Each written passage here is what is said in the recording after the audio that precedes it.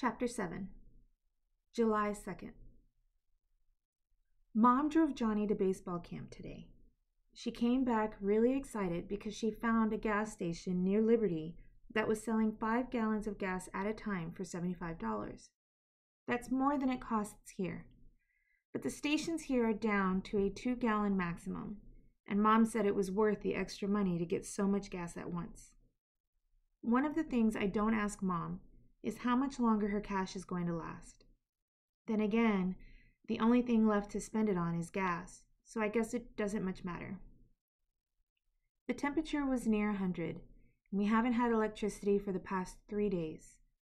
Matt decided it was time to chop down a tree. He sent me out to gather kindling. That seems dumb to me, but at least in the woods there was shade, and it's a lot easier to gather kindling than it is to chop a tree. After I'd gathered 4 bags, I brought them to the house. Matt was still working on the tree. At the rate he was going, it was going to take a week to chop down that tree. I asked him if he wanted any help, and he said no. But I didn't feel like I could just sit someplace reading while he was working. And frankly, there wasn't that much I could do around the house. I weeded the vegetable garden, since Mom does that daily, and I washed the dishes. And then just to prove I was good for something, I scrubbed the bathrooms and washed the kitchen floor. Matt came in and took a drink of water. "Very impressive," he said. "Got any other plans for the day?" I was a little scared to admit I didn't, so I just mumbled. "Why don't you go visit Sammy and Megan?" he asked. "Have you seen them since school ended?" I hadn't. Of course, they haven't come to visit me either. But just to keep Matt from harping on it, I decided to pay calls. It felt very Jane Austen-y to do that. None of her heroines had phones or computers, and nowadays neither do I. It took 15 minutes to walk to Sammy's, and I sweated the whole way. I wasn't too happy when I got there to find no one was home. For a moment, I wondered if her whole family had packed up and left. Some families are doing that, moving south because things are supposed to be better there. But there was laundry on the clothesline. Funny to think of Sammy's mom hanging clothes on the line. Of course, that's what we're doing now. But Sammy's mother was never exactly the domestic type. There didn't seem any point in staying around waiting for someone to show up, so I walked over to Megan's. I knocked on the door, and Megan's mom opened the door right away. She looked beyond happy to see me. It gave me a déjà vu feeling. It was the same kind of look I used to get from Becky's mom. "Miranda," Mrs. Wayne said, and she pulled me into the house. "Megan will be so glad to see you. Megan, Miranda's here." "Is she in her room?" I asked. Mrs. Wayne nodded. "She hardly leaves it," she said, "except to go to church. I'm so glad you're here, Miranda. See if you can talk some sense into her, please." "I'll do my best," I said. But we both knew nothing I could say was going to change Megan's mind. I've never been able to change Megan's mind about anything. Megan opened the door to her bedroom, and she seemed genuinely happy to see me.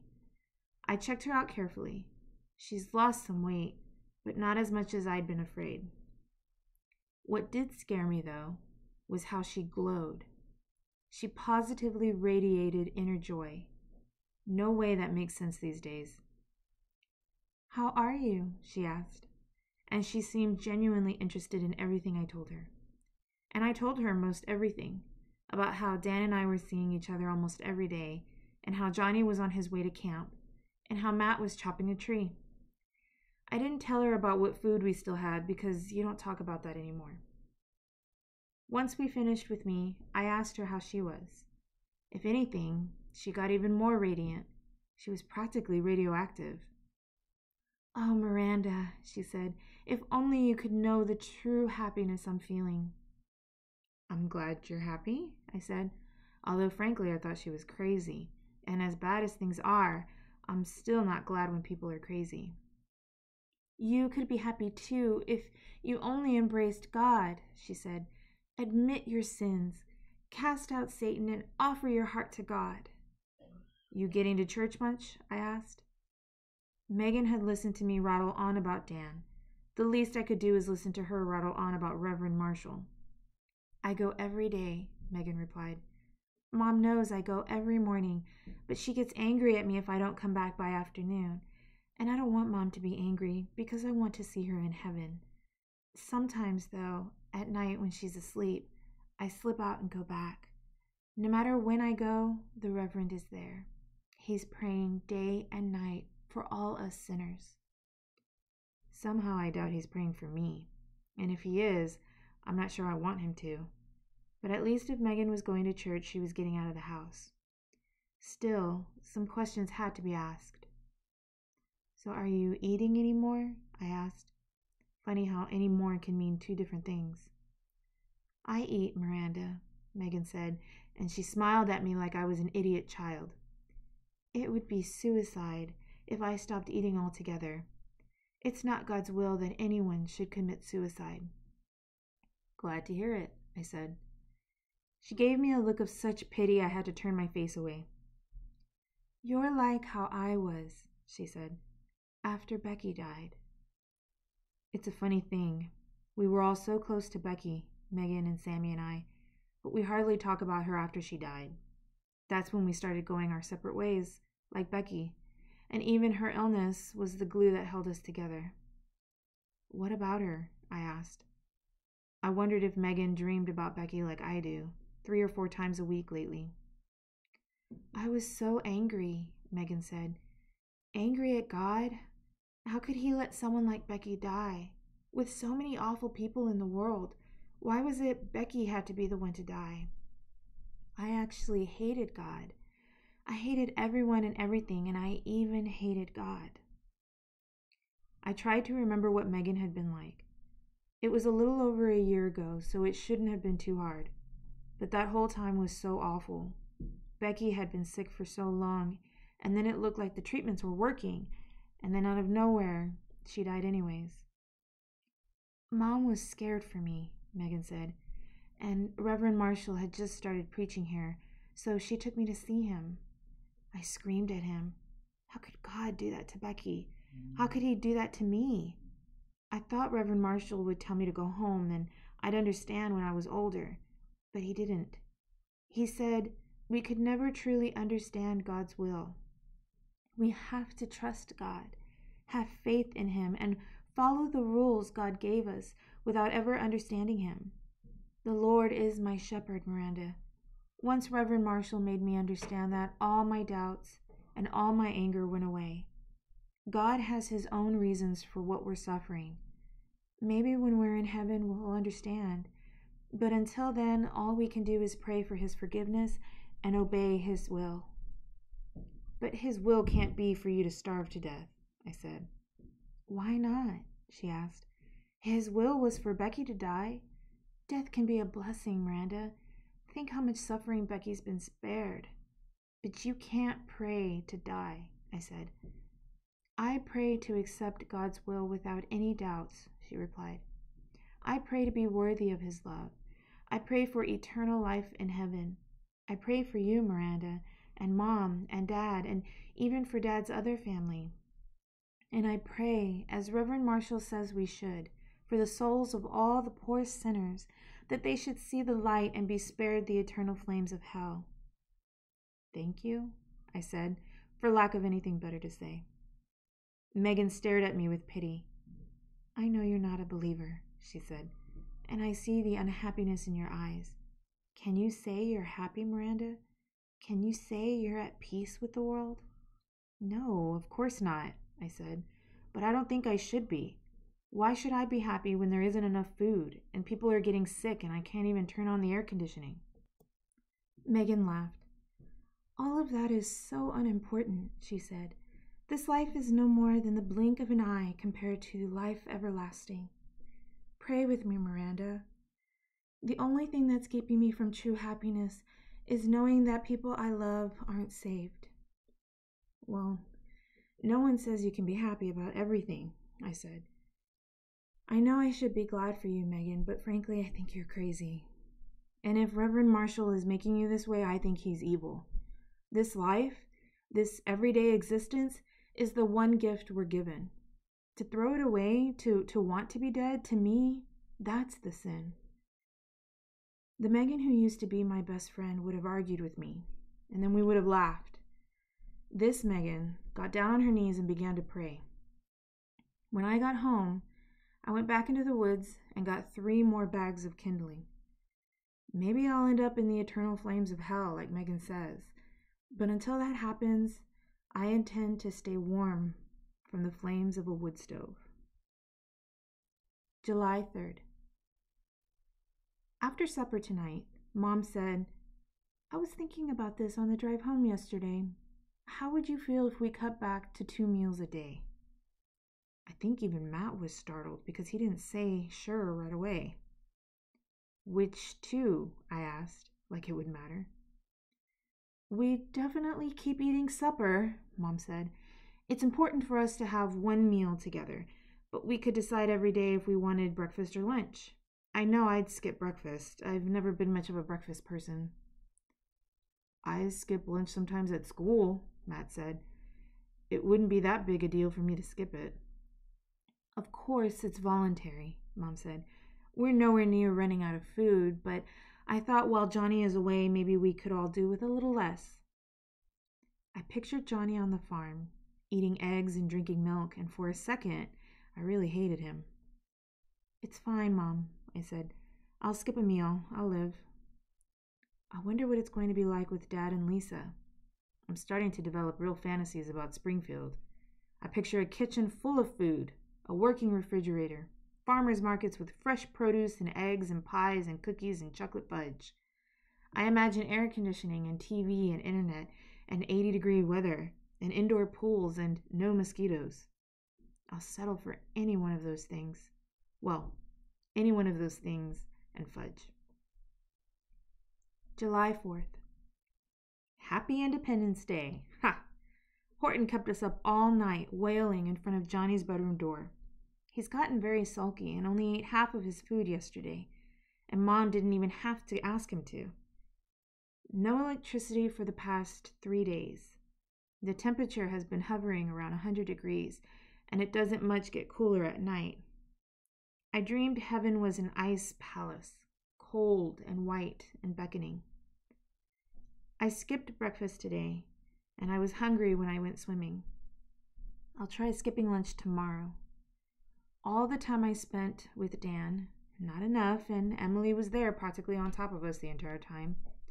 All I could think about was food, how much I missed breakfast, what I was going to eat for lunch, how many more loaves of bread we were going to be able to bake before we ran out of yeast. I think about Johnny getting 3 meals a day, real food, farm food, and how Mom pulled this 2-meal business on us only after he left, and I get so angry. It's like she thinks Johnny's needs come first. Gotta get him his nourishment if he's going to reach 6 feet. Just to be on the safe side, give him some of Miranda's. I hope this bad mood is just because it's the 4th. That was always one of my favorite holidays. I love the parades and the fair and the fireworks. This year, Matt brought Mrs. Nesbitt over for supper, and after we ate, we sat on the front porch and sang patriotic songs. Horton screeched right along, and it was hard to say which one of us sounded worse. This was, without a doubt, the worst summer of my life, and there are still 2 months to go. July 6th. No electricity for the past 5 days. None of us wants to say it, but we're all thinking maybe we'll never have electricity again. It was 97 this afternoon. Mom is making us drink lots and lots of water. Matt's still chopping down trees, and I'm still gathering kindling. It's hard to imagine ever being cold again. I think brunch is going to work best for me. I go swimming in the morning, and when I come back, I eat my meal. That way, I don't have to watch Matt eat breakfast or watch Mom eat half her lunch and feel guilty when I'm eating more than she is. July 7th. Right after I got back from swimming, the electricity came on. We haven't had any in almost a week, and we were jubilant at its return. Mom always leaves a load of most needed to be washed clothes in the washing machine, and she turned it on right away. I grabbed the vacuum cleaner and started on the living room floor. Mom got the dishwasher going and the central air. It was 92 degrees when I woke up this morning. Matt turned on the rabbit ears TV, but all he got was an emergency broadcasting signal, whatever that means. After 10 glorious minutes, the electricity went off. Everything stopped. The vacuum and the air conditioning and the washer and the dishwasher and the freezer that would have made us ice cubes for the first time in a week. We stood around, waiting for the appliances to turn themselves back on. Mom stared at the washer. I held onto the vacuum. After about 15 minutes, I gave up and put the vacuum cleaner away. Mom unloaded the dishes from the dishwasher, rinsed them off, and put them away. She held off on the laundry until mid-afternoon. Then she and I unloaded it, carried the soapy wet clothes to the bathroom tub, and spent what felt like hours rinsing them out and wringing them so they could get hung on the clothesline. So help me, 15 minutes after we got them hung, there was a thunderstorm. I thought Mom was going to start crying. I sure felt like it. But she was okay until Matt finally made his way back in. He spends all his time chopping wood, and I guess he wasn't going to let a little thunder and lightning get in his way. Mom totally blew it. She screamed at him for staying in the woods during a thunderstorm. Her face turned so red I was afraid she'd have a stroke. Matt yelled right back. He knew what he was doing. Every minute counted. If he'd been in any danger, he would have come right in. Then the electricity came back on. We all ran out, took the clothes off the line, and shoved them in the dryer. Mom started a second load in the washing machine. We turned on the air conditioner, and Matt went online to see if anything was there. Just a week-old listing of the dead and the missing. This time, the electricity stayed on for 40 minutes, long enough for the second load of laundry. It had stopped raining, so Mom hung it on the line. The ice cubes weren't frozen all the way through, but they were still a wonderful luxury in our glasses of water. The house cooled down, and outside it was less muggy. Matt and Mom are still speaking to each other, and Horton is still demanding to know where we hid Johnny. I can't decide which is worse, no electricity or unreliable electricity. I wonder if I'll ever have to decide which is worse, life as we're living or no life at all. July 9th. The temperature is 102 degrees. There's been no electricity since Saturday, and I have my period.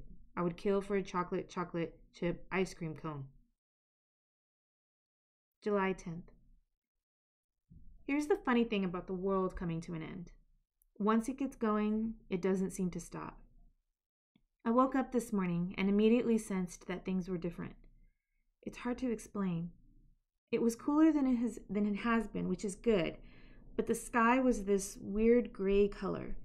Not exactly like it was cloudy or even foggy.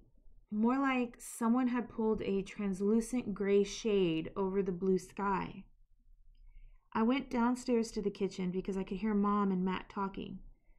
Mom had boiled water for tea, and even though I don't much like tea, it still gives me the illusion of having something in my stomach, so I made myself a cup. "What's going on?" I asked, because it was pretty obvious something was. "We hadn't wanted to worry you," Mom began. I don't know what raced through my mind first. Johnny, Dad, Lisa's baby, Mrs. Nesbit, Grandma, electricity, food, mosquitoes, the moon crashing into Earth, everything flooded in. I know how terrified I must have looked, but Mom didn't change her expression. No reassuring smile, no laugh at my overreaction. Matt looked every bit as grim. I steeled myself for the worst. "We thought this was a possibility," Mom said. "Matt, Peter, and I, but the scientists didn't say anything about it, at least not that we heard on the radio. I guess we hoped we were exaggerating, worrying about things that weren't really going to happen." "Mom, what happened?" I asked. At least it didn't seem to be anything personal. The radio wouldn't care what happened to Johnny or Dad. "You know the moon is closer to the Earth than it used to be," Matt said, "and that's changed the gravitational pull." "Of course," I said. "That's why the tides change. That's what's caused all the earthquakes." "What we were concerned about, what seems to be happening now, is volcanoes," Mom said. "Volcanoes?" I said. "There aren't any volcanoes in Pennsylvania." Mom managed half a smile. Not that we know of, she said. We're not in any direct danger from volcanoes, any more than we've been in direct danger from the tsunamis or the earthquakes. Of course, there's been plenty of indirect danger. In case I needed any more reminding, a mosquito landed on my left arm. I killed it before it killed me. Okay, I said. So how can volcanoes make things any worse? I was hoping Matt would laugh or Mom would tell me not to be so self-pitying, but instead, they both looked grim. What is it? I asked. Things can't get worse. What can a volcano do that hasn't already happened? A lot, Matt said, almost angrily. I don't know if he was angry at me or at the world. The moon's gravitational pull is forcing magma through the volcanoes. From what we heard on the radio last night and this morning, there are dormant volcanoes erupting everywhere. It's been going on for a few days now, and there's no guarantee it's ever going to stop. The earthquakes haven't, the floods haven't, the eruptions may not either. We don't know what's going to happen, Mom said. But right now, there's more volcanic action than there ever has been. I still don't get how that's going to affect us, I said. You said there are no volcanoes here. Have lots of people died? Lots, Matt said. And lots more are going to. And not just people who live near volcanoes either. Matt, Mom said. And she put her hand on his arm. I think that scared me most of all. Matt's done nothing but comfort me since he got home, and now he needed Mom to comfort him. Look outside, Matt said. Just look at the sky. So I did. It was that funny shade of gray. When a large enough volcano erupts, it clouds the sky, Matt said. Not just a mile away and not just 100 miles away. Thousands of miles away, and not just for a day or two either. The concern is that the volcanic ash will cover the sun most places on Earth, Mom said, like it seems to be doing already here. And if that lasts long enough, crops, Matt said. No sunlight, no crops. Nothing grows without sunlight. Mom, I said, not the vegetable garden. How can that be? We're nowhere near a volcano. I'm sure we'll get the sun back. They're starting to issue warnings, Mom said. The scientists on the radio. They said we should be prepared for major climatic changes. Droughts a real possibility and record cold temperatures. It's already cooling off here. It was 88 when I went to bed last night and it's 72 now. But feel how muggy it is. It hasn't cooled off because of a thunderstorm. It's cooled off because the sunlight can't penetrate the ash in the sky. But it can't last all that long, I said. A week? A month? Is there something we can do to keep the garden growing? Mom took a deep breath. I think we have to assume it's going to last longer than that, she said. And we should prepare for the worst. Very little sunlight. Very weak sunlight for several months. A year, maybe longer. Longer? I asked, and I could hear the hysteria in my voice. Longer than a year? Why? Where's the nearest volcano? What the hell is going on? There's a volcano at Yellowstone, she said. It erupted yesterday. Phoenix and Las Vegas are drowning in ash. Las Vegas, I said. Is Grandma okay? There's no way of knowing, Matt said. I pictured Springfield, my Springfield, with its food and its electricity. Are things better east of us? I asked. Miranda, this isn't a local problem, Mom said. It's not just one volcano. A half dozen erupted yesterday alone. Nothing like this has ever happened before. Wind currents will affect things and no one can predict the wind. Maybe we'll be lucky. Maybe something good will happen that we just can't imagine just now. But we have to prepare for the worst. You and I and Matt and Johnny have to prepare for the worst. We have to assume frosts in August. We have to assume no power and no food coming in and no gas for the car and no oil for the furnace. Up till now, we've been play acting survival. But from now on, we have to take it seriously. Play acting? I cried. You think this has all been a game to me? Look, Matt said, and I could tell which one of us he was trying to calm down. The smartest thing we can do is assume things are going to get a lot worse. Mom and I were talking about precautions we can take now so that if it's a rough winter, we'll be in better shape. Like eating less, I said, because we can't be sure of the garden. Matt nodded. I'm not crazy about the idea either, he said, but we have to discuss the possibility. I can cut down to 1 meal a day, Mom said. I'm too upset to be hungry these days anyways. But I don't want you kids doing that, not unless we really have to. Maybe we could fast 1 day a week, I suggested. Or I could skip brunch, say every other day. Those both sound like good ideas, Matt said. I could eat breakfast Monday, Wednesdays, and Fridays, and Miranda could eat brunch Tuesdays and Thursdays and Saturdays. And we could both fast on Sundays. But Mom, if you're eating only 1 meal a day, you really shouldn't fast. Mom looked like she was going to cry. I'll be fine, she said instead. I think we need to store up as much water as we possibly can. As long as we have running water, we might as well use it, but we need to conserve as much as possible. The well might run dry? I asked.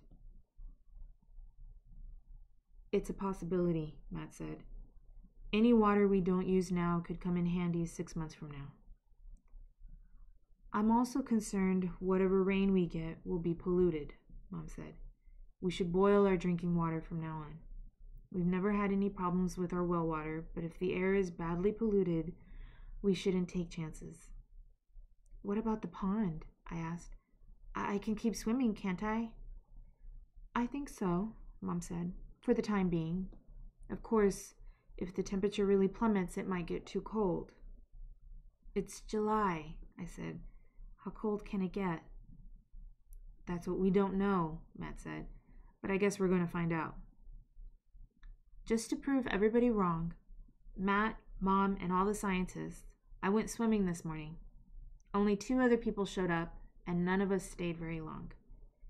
Even though I knew the water was just as clean as it had been yesterday, I still felt dirty when I got out of the pond. It wasn't cold outside, but it was so clammy that I couldn't stop shivering. Just yesterday I'd been wishing things would cool off, and now that they have, I miss heat so much. I even miss seeing the moon. Today's a Saturday, so I ate brunch. Tomorrow, we'll fast. I wonder how that will be, but I guess we'll get used to it. I hope Grandma's okay.